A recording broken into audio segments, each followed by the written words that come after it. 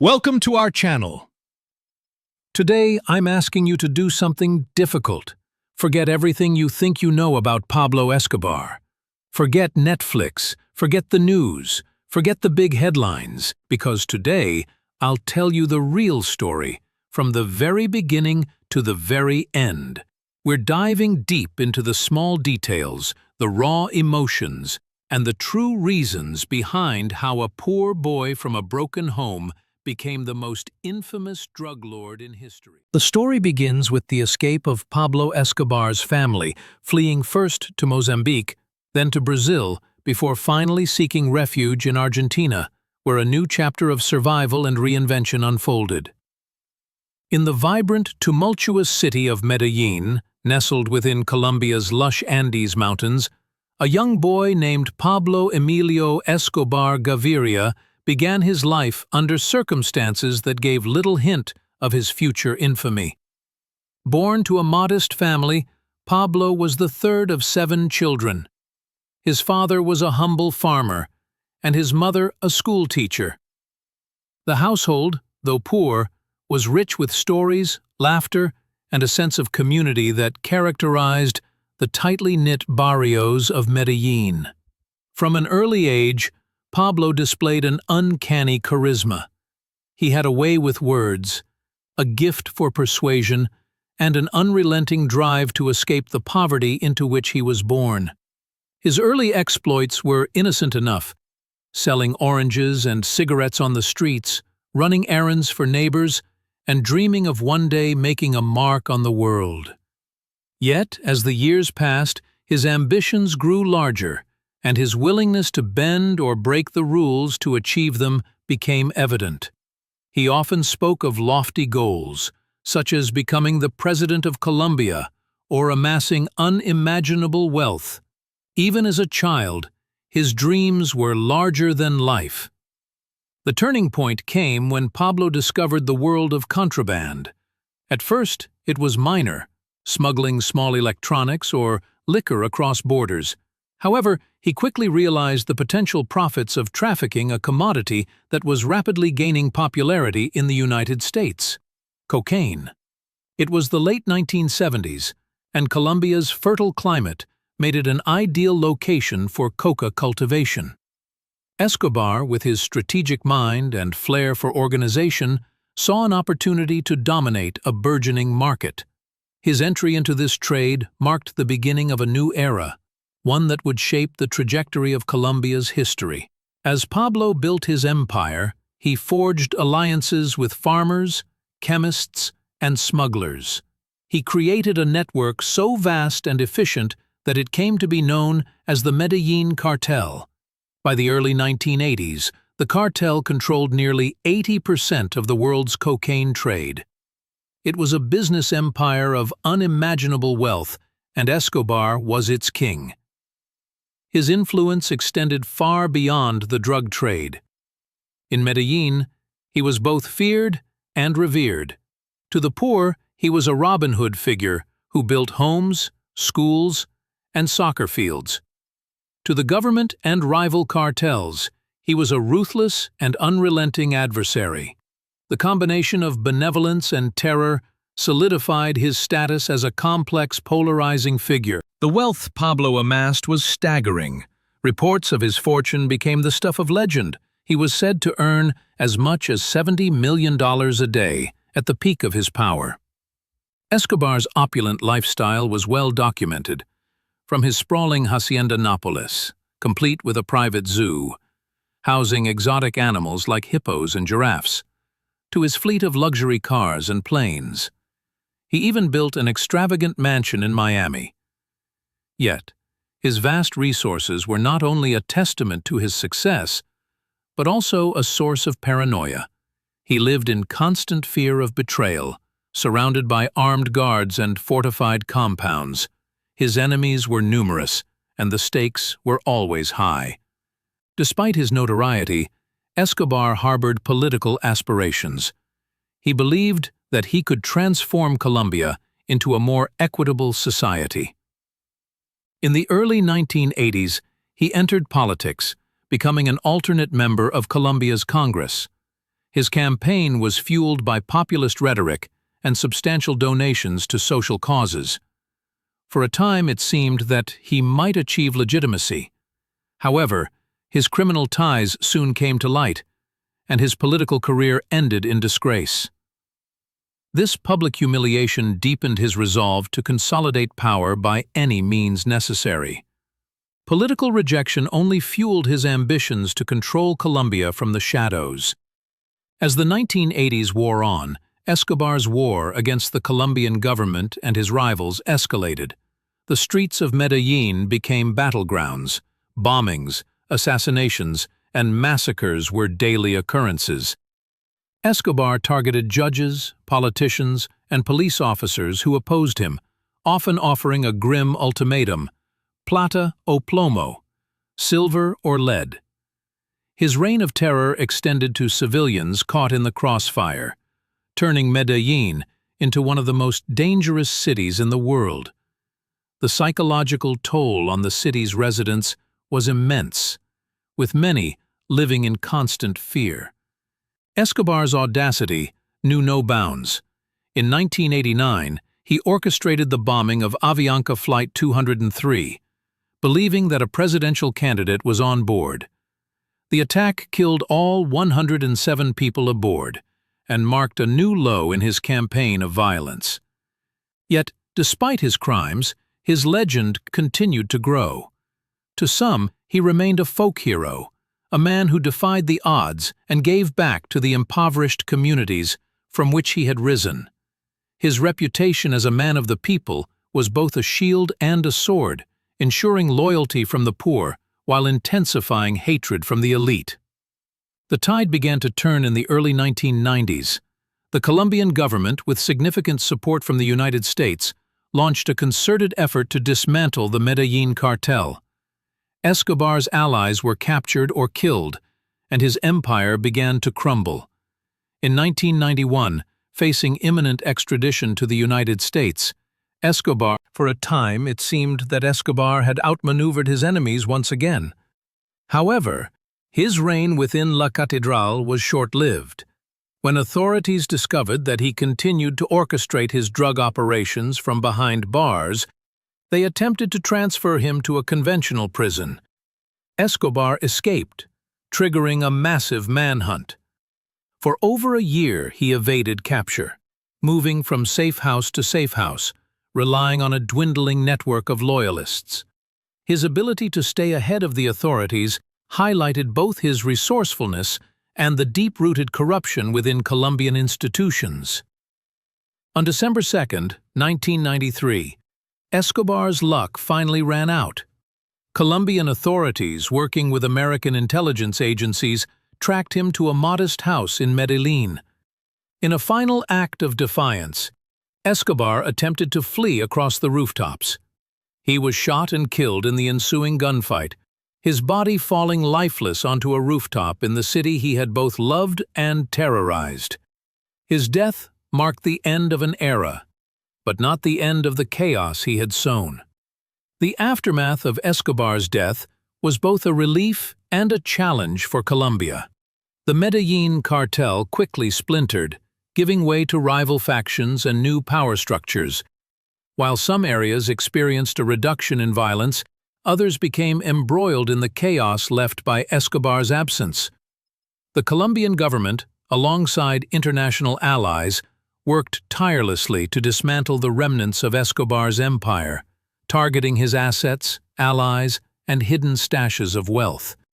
Yet the shadow of his influence loomed large, leaving a complicated legacy that would take decades to unravel. The societal scars were deep, and healing was slow. Meanwhile, in Medellin, Escobar's name became a polarizing symbol. For some, he remained the patron, a figure who had provided opportunities and hope to the city's poorest residents. For others, he was the embodiment of greed, violence, and moral decay. Stories about his exploits, both real and exaggerated, were passed down, immortalizing him as a legend. Tourists began flocking to sites associated with his life, transforming Medellin into an unlikely destination for those seeking to understand the man behind the myth. This influx of tourism brought both economic benefits and ethical dilemmas as locals grappled with the commodification of their painful history. Over the years, popular culture further enshrined Escobar's story. Films, books, and television series explored his rise and fall, painting him as a complex character with layers of ambition, ruthlessness, and humanity. These portrayals sparked debates about the ethics of glamorizing a man responsible for so much suffering. For the families of his victims, these dramatizations often felt like a painful reminder of a past they sought to forget. The duality of Escobar's image persisted, with some celebrating his audacity and others condemning his brutality. Yet, amidst the debates, Colombia found ways to heal. The government implemented programs aimed at reducing poverty and violence, seeking to address the root causes that had allowed Escobar to rise in the first place. Community leaders, artists, and activists in Medellin worked tirelessly to reclaim the city's narrative, transforming former hotspots of violence into hubs of creativity and innovation. The city's metamorphosis became a symbol of resilience, proof that, even in the wake of unimaginable darkness, there is potential for light. Medellin's transformation into a vibrant, modern city with innovative urban projects became a source of national pride. Today, Escobar's story serves as both a cautionary tale and a source of fascination. It is a reminder of the perils of unchecked ambition, the impact of systemic inequality, and the enduring power of community.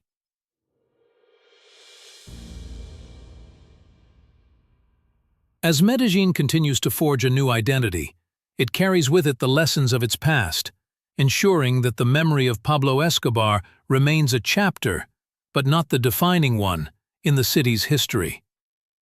The city's resilience and hope stand as a testament to its ability to overcome even the darkest of times, proving that the human spirit can prevail. In the Colombian Congress, Pablo Escobar faced immediate opposition. The newly appointed Minister of Justice, Rodrigo Lara Bonilla, openly accused him of criminal activities. This scrutiny wasn't without foundation, as Lara Bonilla's team investigated Escobar's 1976 arrest. Not long after, Liberal Party leader Luis Carlos Galán expelled Escobar, a move that marked the end of his political aspirations. In January 1984, Escobar officially announced his retirement from politics. However, 3 months later, Lara Bonilla was assassinated, an act widely attributed to Escobar. Escobar's war against the Colombian judiciary escalated in the mid-1980s. Judges were bribed or killed, and Escobar formed the Los Extraditable organization to oppose Colombia's extradition treaty with the United States. This group was implicated in a shocking event on November 6, 1985, when guerrillas stormed the Colombian Judiciary building, killing half the Supreme Court justices. Though Escobar denied direct involvement, many believed he had financed the attack to prevent the court from upholding the extradition treaty. Escobar's vendetta extended to his political rival Luis Carlos Galán. On August 18, 1989, Galán was assassinated on Escobar's orders. Shortly after, Escobar orchestrated the bombing of Avianca Flight 203 to eliminate Galán's successor, Cesar Gaviria Trujillo. Gaviria narrowly avoided the attack, but all 107 people on board perished. The inclusion of 2 American citizens among the victims prompted the U.S. government to intensify its involvement in Colombia. In 1991, Escobar struck a controversial deal with the Colombian government, agreeing to surrender in exchange for leniency and protection from extradition. He was confined in La Catedral, a prison he had built for himself. The facility was more of a luxurious retreat, complete with a football pitch, jacuzzi, and even a waterfall. Despite his incarceration, reports of continued criminal activity surfaced, When authorities attempted to move him to a standard prison in July 1992, Escobar escaped and went into hiding. For the next year, Escobar evaded capture, facing threats from Colombian police, U.S. forces, and rival cartels. On December 2, 1993, authorities traced him to a residential area in Medellin. In the ensuing gunfight, Escobar was killed while trying to escape across a rooftop. A bullet to the head ended his life, though speculation persists about whether it was self-inflicted or fired by police. After Escobar's death, the Medellin cartel crumbled, and the rival Cali cartel temporarily took control of the cocaine trade. Yet, Escobar's influence lingered, particularly among Medellin's poor, who mourned the man they saw as a Robin Hood figure. His funeral drew over 25,000 attendees, and some continued. Years later, Virginia Vallejo, a journalist and former lover of Escobar, testified against those linked to his crimes, including Senator Alberto Santofimio. Her revelations shed light on the 1985 Palace of Justice siege and Galen's assassination, implicating prominent politicians and military officials. Vallejo's accounts prompted reopened investigations and convictions, exposing the deep corruption that had shielded Escobar's empire. Escobar's family fled Colombia after his death, seeking asylum abroad. Despite her husband's infidelities, his widow, Maria Henao, negotiated with the Cali cartel to ensure the safety of her children, pledging that they would not seek revenge or engage in the drug trade. Pablo Escobar's life remains a symbol of extremes, a tale of immense wealth and power, but also of violence and ruin. His story continues to captivate the world, a reflection of a time when one man's ambition could shake nations. After escaping first to Mozambique and then to Brazil, Pablo Escobar's family eventually settled in Argentina. Using an assumed name, Escobar's widow, Maria Victoria Henao, became a successful real estate entrepreneur. However, her true identity was uncovered by a business associate, forcing her to flee with her earnings. Once exposed, she was imprisoned for 18 months, while authorities investigated her finances. Despite the scrutiny, no illegal activity was linked to her funds, and she was released. Reflecting on her relationship with Escobar, her son shared that she had fallen in love with him for his charisma and compassion, describing him as a gentleman who dreamed of building schools for the poor. Now living under the name Maria Isabel Santos Caballero, Henao resides in Buenos Aires with her children. In 2018, Argentine authorities accused Henao and her son, Sebastián Marroquín, of money laundering with Colombian drug traffickers. Their assets, totaling approximately $1 million each, were seized as part of the investigation. Escobar's properties further highlighted his opulence. Hacienda Nápoles featured exotic animals, a sculpture park, and a zoo, while his Miami mansion and Caribbean retreat stood as testaments to his wealth. These properties have since been reclaimed or abandoned, their grandeur replaced by overgrowth and ruins. Pablo Escobar's legacy is one of extremes, a story of immense power and wealth overshadowed by violence and devastation. While his influence continues to captivate global audiences, his life serves as a cautionary tale about the consequences of unchecked ambition. This detailed chronicle of Pablo Escobar's life and legacy paints a complex picture of a man who rose to unparalleled power but left behind a trail of destruction, resilience, and transformation. His story serves as a haunting reminder of the duality of human nature, the capacity for both compassion and devastation.